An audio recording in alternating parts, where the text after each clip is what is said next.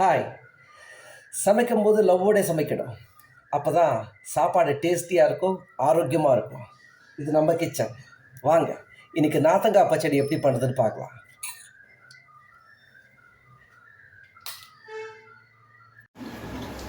First 3 நாத்தங்காய் எடுத்திருக்கேன், அதை அலம்பிக்கிறேன்.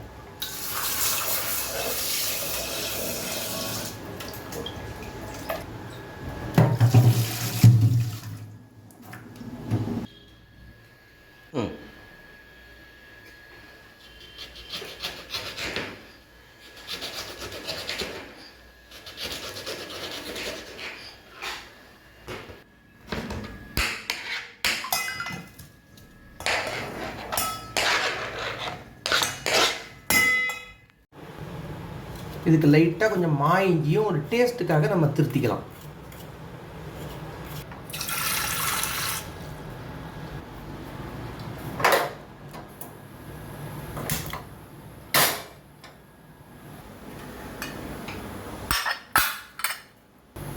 இப்போ நாத்தங்காவை ப்ரெஷர் குக் பண்ணுறோம். லைட்டாக 2 கல் உப்பு அது வேகத்துக்காக போட்டுக்கிறோம்.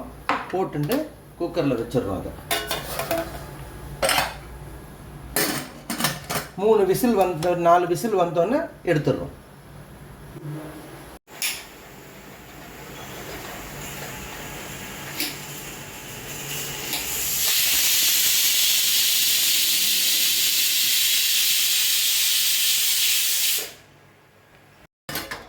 ப்ரெஷர் விட்டாச்சு, 4 விசில் விட்டாச்சு.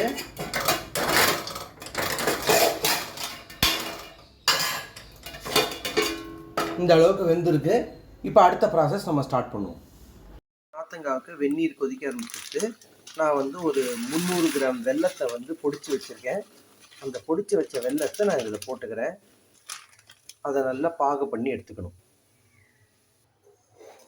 பாருங்கள், வெல்லம் நல்லா பாகு வந்துடுது. இது இன்னும் கொஞ்சம் கெட்டியாகிற வரைக்கும் வெயிட் பண்ணிவிட்டு, கெட்டியானதுக்கப்புறம் கலப்பட வெல்லமாக இருந்ததுன்னா அதில் சக்கைகள் ஏதாவது இருக்கும், அதை ஃபில்டர் பண்ணிவிட்டு அப்படியே நம்ம அந்த நாத்தங்காய் அதில் சேர்த்துடணும்.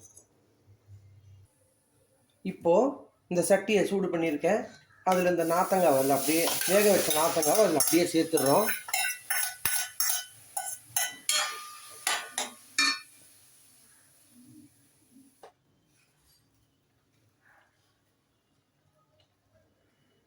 இப்போது இந்த பாகு என்னோடய பாகு கொஞ்சம் சக்கைகள் இருக்கிறதுனால நான் கொஞ்சம் நான் வாங்குகிற வெள்ளை சக்கை இருக்கிறதுனால இதை ஃபில்டர் பண்ணி கொட்டுறேன். ஃபில்டர் பண்ணி அதில் சேர்த்தாச்சு. இப்போ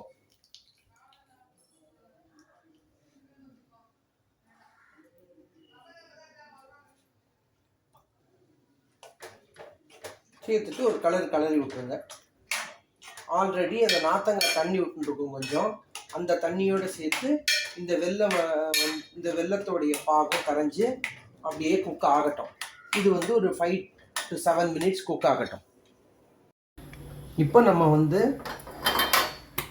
தாளிக்கிறதுக்கு நல்லெண்ணெய் எடுத்துக்கிறோம்.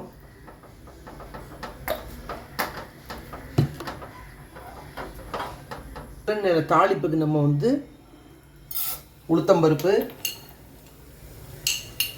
1 ஸ்பூன் உளுத்தம்பருப்பு, 1/2 ஸ்பூன் கடுகு, அந்த மாங்காய் இஞ்சியை கூட சேர்த்துக்கலாம் டேஸ்ட்டுக்காக. உங்களுக்கு வேணும்னா சேர்த்துங்க. நான் எனக்கு இப்போ எப்படி இருக்குன்னு பார்க்கலாம், நானும் சேர்க்குறேன். 2 பட்டை மிளகா, துண்டு பச்சை மிளகா.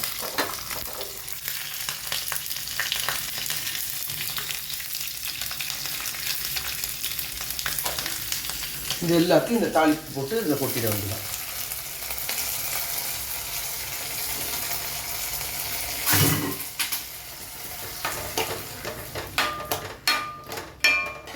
அவ்வளோதாங்க, இது இப்போ ரெடி ஆகிடுச்சு. இப்போ நம்ம இது ஒரு கண்டெய்னர் பவுலில் ட்ரான்ஸ்ஃபர் பண்ணிக்கலாம்.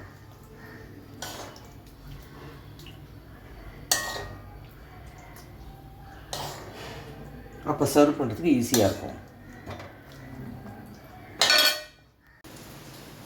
டிஷ்ஷு கரெக்டாக இருக்குது, பார்க்குறதுக்கு கரெக்டாக வந்திருக்கு.